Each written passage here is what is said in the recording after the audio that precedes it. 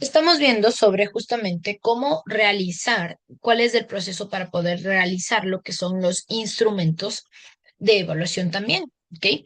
Dentro de estos instrumentos, entonces hablábamos que dentro del diseño necesitamos establecer primero los objetivos. ¿Qué es lo que yo quiero alcanzar con este instrumento de diagnóstico? ¿Hacia dónde yo quiero ir? Eh, ¿Qué información necesito obtener de este instrumento que yo estoy realizando? ¿Sí? El segundo paso, después de yo establecer, ok, necesito realizar un cuestionario porque quiero ver si mis estudiantes entendieron la clase. Ah, ok, entonces para eso es el instrumento. Listo. ¿Qué clase di? Ah, ok, di una clase de instrumentos y de técnicas. Listo. Entonces, ¿qué debo yo realizar? Un cuestionario que esté dirigido a eso y sobre todo que evalúe los contenidos. Ah, ok, estamos iniciando el año lectivo. Necesito saber con qué conocimientos llegaron mis estudiantes. Ese es el objetivo, ¿ya? El segundo paso va a ser justamente asegurar la confiabilidad. ¿Y a qué hacemos referencia a esto? Que el instrumento debe ser conciso y preciso, sobre todo en la medición, ¿ok? Es decir, que yo obtenga realmente los datos que necesito para poder tenerlo aquí, ¿sí? Para poder, sobre todo, aplicarlo, esa es la palabra, ¿ok? Entonces, tiene las preguntas que necesito, me va a permitir a mí obtener la información que requiero. Entonces, ahí está esta parte de lo que es asegurar la confiabilidad y obviamente que los resultados sean fiables. Es decir, que los resultados que yo obtengo sean los reales y que yo pueda utilizar esta información para después también ayudarme a tomar diferentes decisiones. El tercer paso aquí, dentro de lo que son la generación y el diseño de instrumentos, va a ser garantizar la validez. Es decir, que el instrumento debe medir realmente lo que se propone evaluar. Debe ser reflejado de manera fidedigna las características o habilidades que quiero conocer.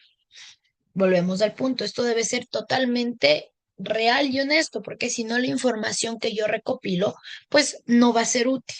¿Sí? Y no la voy a poder utilizar tampoco. Entonces, por eso es tan importante esta parte de lo que es garantizar la validez, que la información que yo obtengo sea real. Y pues después también, dependiendo del instrumento que yo obtengo y dependiendo del instrumento que yo voy a utilizar, debo yo también poder probar este instrumento para poder realizar los ajustes necesarios antes de poderlo implementar finalmente. Ustedes aquí dentro de lo que es la carrera, cuando van finalizando, tienen que hacer su proyecto, ¿verdad? Y dentro de su proyecto también está esta parte de evaluación. Yo necesito saber que todo lo que yo apliqué realmente funciona. Y obviamente aquí vamos a tener que realizar ajustes. Y esto también nos pasa ya dentro de la práctica, cuando nosotros realizamos cuestionarios, cuando nosotros estamos evaluando ya eh, al inicio o al final. En este momento aquí en la sierra estamos terminando ya el año lectivo, entonces estamos realizando los instrumentos de evaluación, estamos realizando proyectos, estamos revisando ya, estamos cerrando ya los contenidos. Entonces, todo es esta parte del pilotaje y del ajuste, ¿sí? Para poder tener y para poder tener esta implementación final. Es decir, con esto terminamos o concluimos también y ya se puede aplicar y obviamente los resultados que yo tengo ya los puedo hacer. Eso es a lo que se lo llama un piloto. Es decir, aplicarlo y decir, bueno, vamos a ver si es que funciona y ya cuando yo veo que sí funciona, entonces lo aplico totalmente, ¿ok? Eso es un piloto, para que tengamos ahí claro un poco esta parte del término de pilotaje y ajuste. Ahora, vamos a ir a ver lo que son las técnicas de recolección de datos. Nosotros debemos saber que obviamente cada instrumento va a tener su propia técnica, ¿sí? Y obviamente dentro de estas técnicas yo debo volver a dividirlas en las dos que ya hemos estado viendo. las cualitativas y las cuantitativas. Entonces, todo enfoque que yo tenga cualitativo me va a permitir a mí interpretar y comprender significados, experiencias y contextos, ¿sí? Dentro de la parte cualitativa, yo no tengo tanto esta parte de números, pero obviamente después puedo ir haciendo una relación ahí, pero los resultados y los datos que yo voy a obtener no van a ser como tal numéricos, sino que son un poco más interpretativos. Es decir, yo veo eso que esos resultados que estoy obteniendo y yo puedo decir, ah, ok, esto puede ser lo que está pasando. Es decir, dar una interpretación, pero también tengo por otro lado lo que es la parte cuantitativa. Ahora sí, dentro de lo que es lo cuantitativo, yo voy a implicar números. Necesito tener datos numéricos, necesito tener esta parte de análisis estadístico donde yo puedo identificar patrones, identificar tendencias, ver esta relación variable. Ustedes ya vieron la materia de estadística, ¿verdad? ¿O todavía no? ¿O están viendo?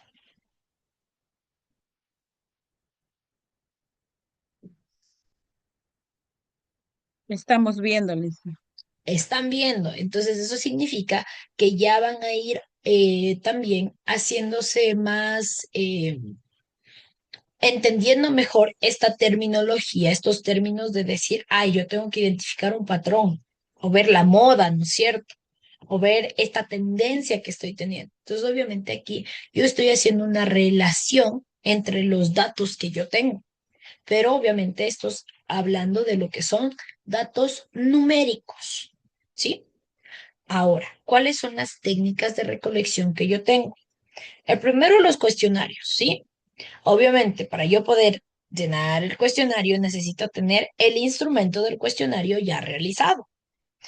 Los cuestionarios me van a permitir a mí recoger información de una manera que es sistemática y estandarizada. ¿Por qué? Porque tengo cuestionarios en donde yo obtengo la información que necesito. Ah, voy a averiguar, no sé, a cuántos de mis estudiantes les gusta la matemática. Entonces, ¿te gustan las sumas? Eh, ¿Te gustaría trabajar con números? ¿Te gusta usar la calculadora? Son preguntas por ahí tal vez un poco incluso más rápidas aquí dentro de los cuestionarios. Después, obviamente, yo necesito, puedo hacer también una entrevista, que esta es otra técnica de recolección. Pero obviamente, para poder yo realizar una entrevista, debo hacer el instrumento que también es este cuestionario que me permite a mí hacer la entrevista. Dentro de la entrevista me va a dar otro tipo de datos que justamente nos van a proporcionar a nosotros y nos van a dar a nosotros una comprensión que es más profunda y que es más detallada, ¿ok?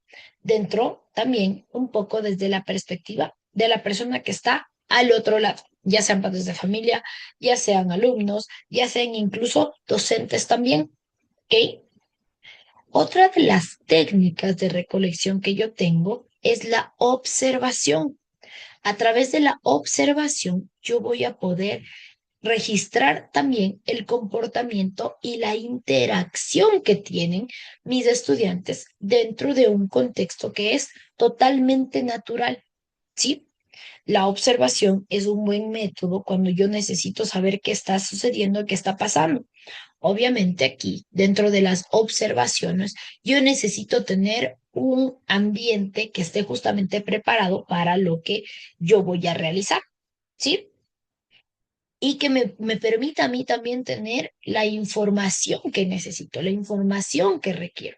Ese es el objetivo de estas partes de la observación. Es un ambiente, sí, que está controlado, pero en donde yo también permito que las personas que están siendo parte de esto, pues básicamente actúen natural y normalmente. Y aquí es donde yo registro estos comportamientos y estas interacciones que tienen. Y pues también yo puedo aquí realizar pruebas, ¿sí? Y estas pruebas van a evaluar de manera objetiva los conocimientos y las habilidades que tienen los estudiantes. Y obviamente pueden ser pruebas de diferentes tipos también. Y aquí también entra esta técnica que sigue siendo una técnica de recolección de datos. Y como les digo, cada técnica va a tener también su instrumento. Ahora, dentro de los cuestionarios y de las entrevistas y de las pruebas, ya tenemos claro cuál es el instrumento, ¿verdad? La prueba como tal, el cuestionario como tal y la lista de la entrevista. Pero ¿cuál será el instrumento que yo utilizo dentro de una observación? ¿Quién me dice cuál es el instrumento que yo utilizo dentro de la observación o cuál puede ser este instrumento que yo utilizo dentro de la observación?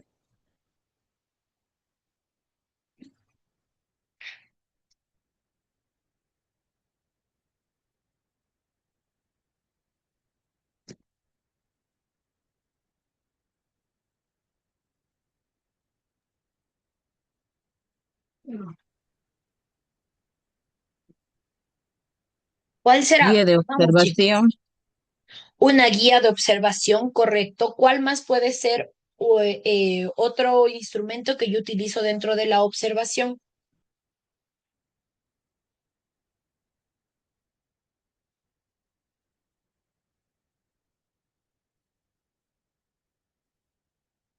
¿Cuál más? A ver,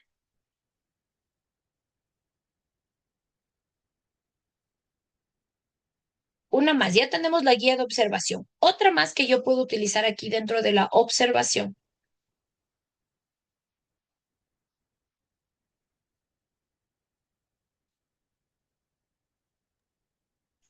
registros descriptivos, Un registro descriptivo también me sirve aquí. Y otro más que por ahí nos está faltando también son las listas de cotejo. ¿Por qué? Porque en la lista de cotejo yo también tengo que hacer este proceso de Lista observación, de control. lista de control, para yo poder registrar y decir esto es lo que sucede o esto es lo que está pasando. Entonces, bueno, quiero mostrarles acá un pequeño video que también hace parte de esta parte de la observación, en donde lo que yo les digo es justamente esta parte de que necesitamos un ambiente controlado para yo poder hacer esta parte de la observación, pero dejando que los niños y las niñas actúen justamente de forma natural, ¿sí? Entonces, eh, les voy a compartir, ¿sí? En esta parte dejo de grabar porque luego YouTube nos baja el video, ¿ok? Y después seguimos grabando la clase por si acaso. Justamente las personas que estaban realizando esta parte de la observación. A ver, ¿qué datos eran los que ellos querían recolectar y qué datos lograron recolectar dentro de esta observación?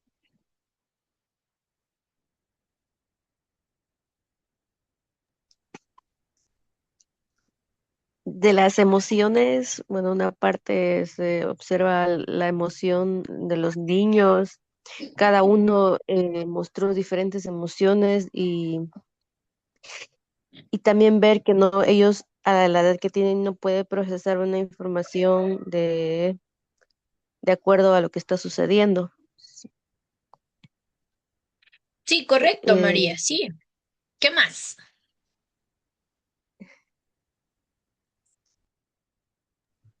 tengo en mente, pero no tengo las palabras para explicar. No se preocupe. A ver, vamos haciendo un poquito para que esto sea más fácil de explicar. ¿Qué era lo que los entrevistadores y los que estaban ahí observando era lo que querían evaluar en los niños? ¿Cuál era el objetivo de esta como prueba que les pusieron?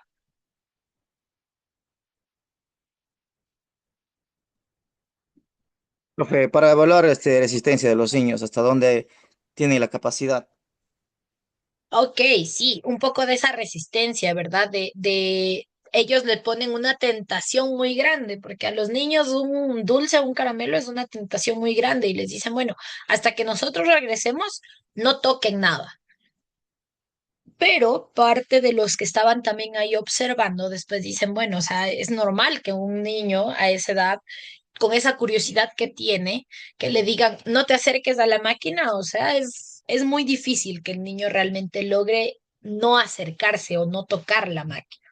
Obviamente la máquina tenía su truco, ¿verdad? Que cuando la tocaron o cuando alguien simplemente se acercó o quiso cogerse un caramelo, pues toda la máquina se salió, todos los caramelos se salieron.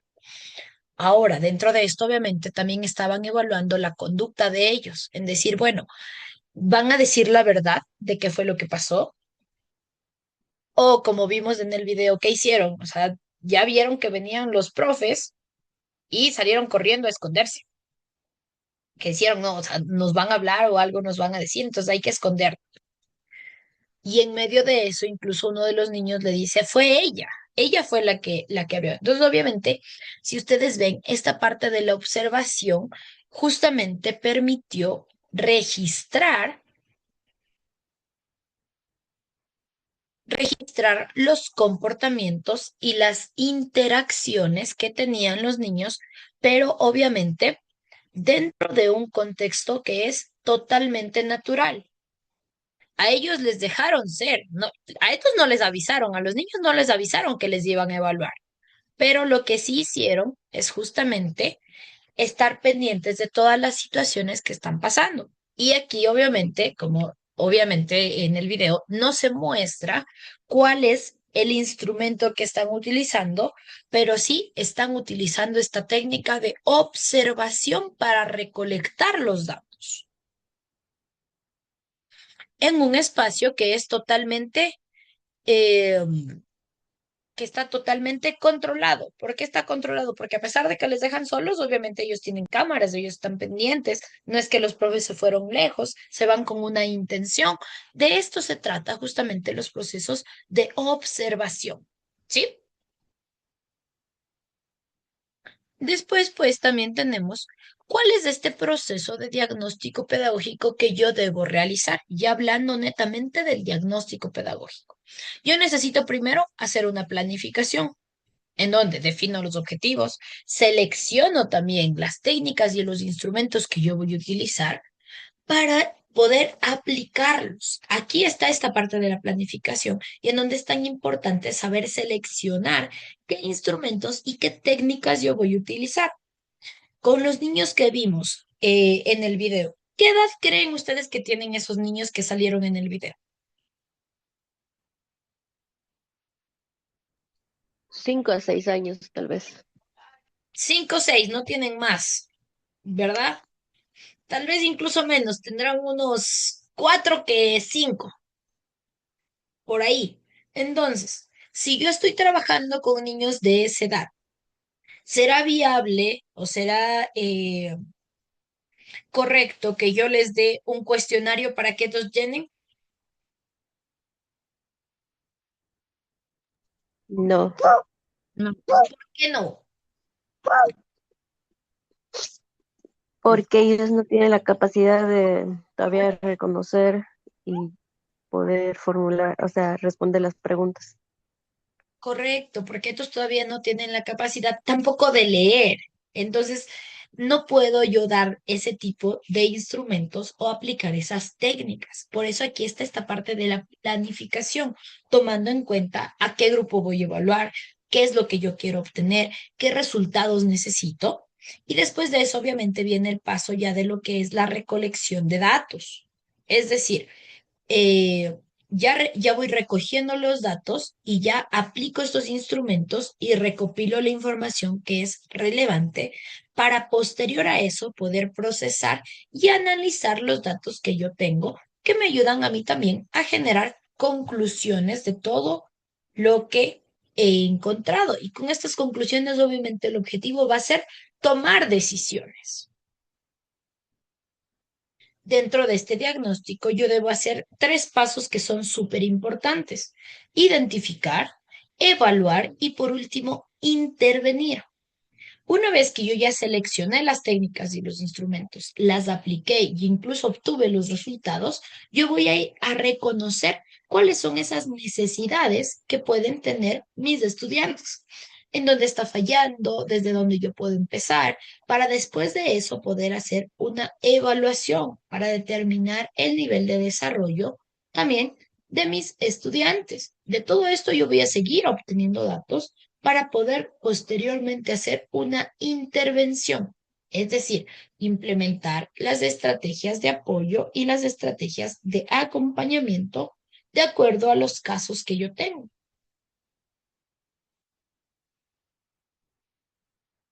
Y pues, por último, después de esto, ya cuando ya apliqué todo esto, yo voy a poder obtener y poder realizar lo que son los perfiles educativos.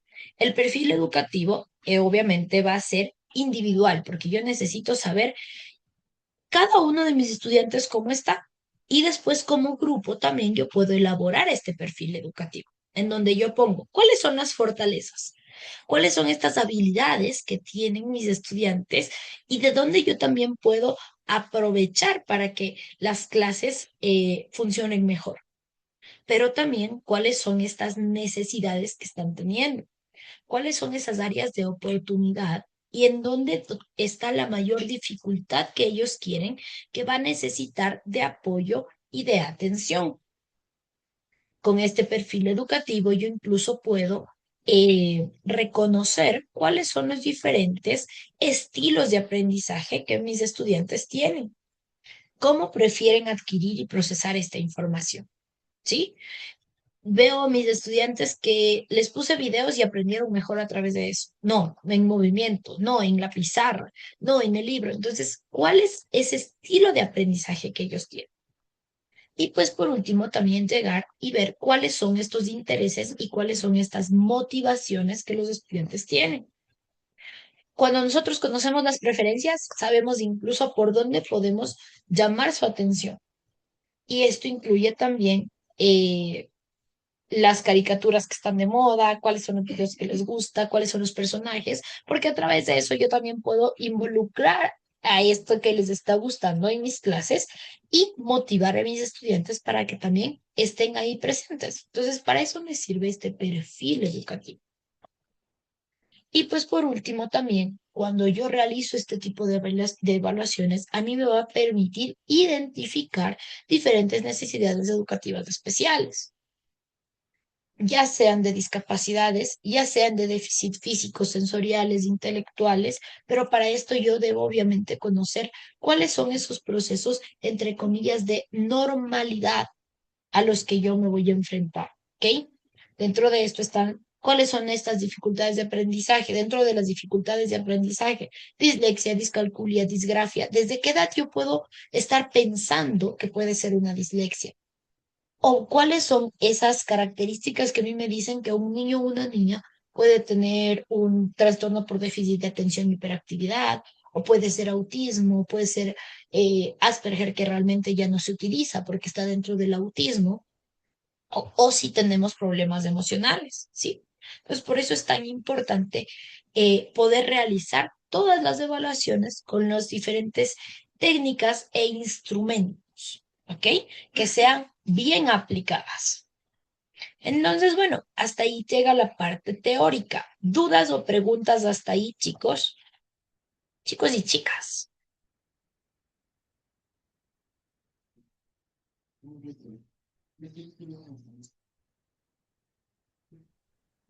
Profe, ¿puede repetir la pantalla que compartió? Fabio, claro que sí. Buenos días, profe.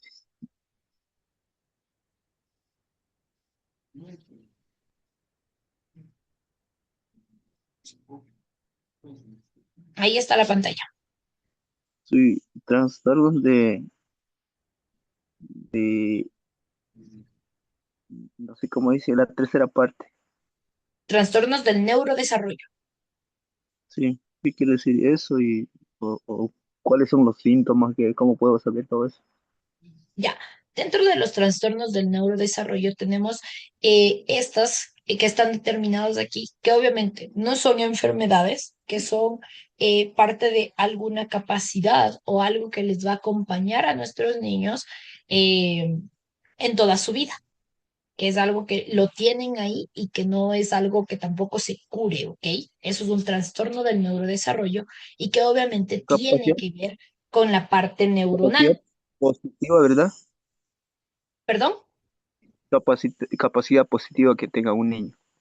Puede ser positiva. En realidad no existe una parte que nosotros podamos decir positivo o negativo, pero sí, obviamente, cada una de estas tiene sus diferentes dificultades. Dentro de estos trastornos del neurodesarrollo, tenemos, por ejemplo, el trastorno por déficit de atención y hiperactividad. ¿Cómo yo me doy Ujú. cuenta que un niño puede estar dentro de este rango?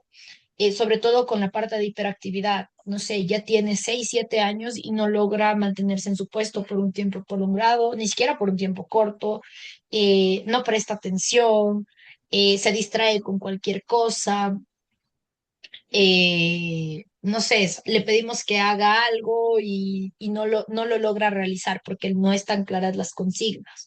Entonces, aquí está esta parte del déficit de atención y la hiperactividad viene muy relacionada a lo que es el movimiento, ¿sí?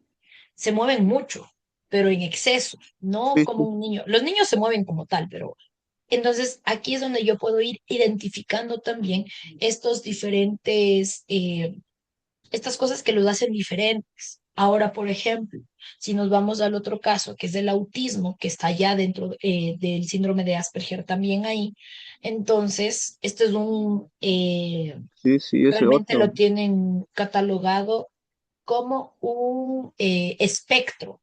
¿Por qué un espectro? Porque es muy grande, porque yo puedo toparme con niños o niñas que ni siquiera pueden mantener la mirada porque les cuesta también en la parte táctil, motriz, o puede ser que por otro lado sean muy inteligentes porque les atrae mucho algo y aprenden rápido sobre eso.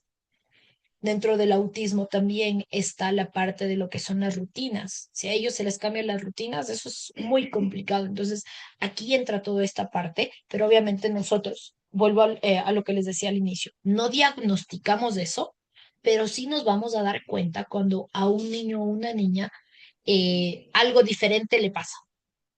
Y obviamente de ahí yo activo alertas. Si tengo DS, entonces hablo con el DS también para poder remitir a un especialista y de ahí que nos den también un diagnóstico ya como tal.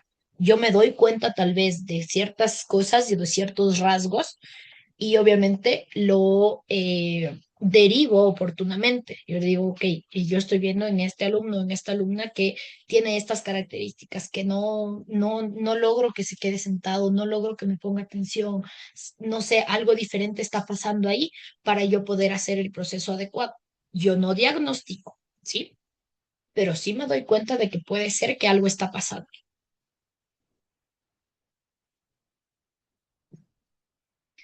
Eso, Fabio. ¿Dudas o preguntas alguna más ahí?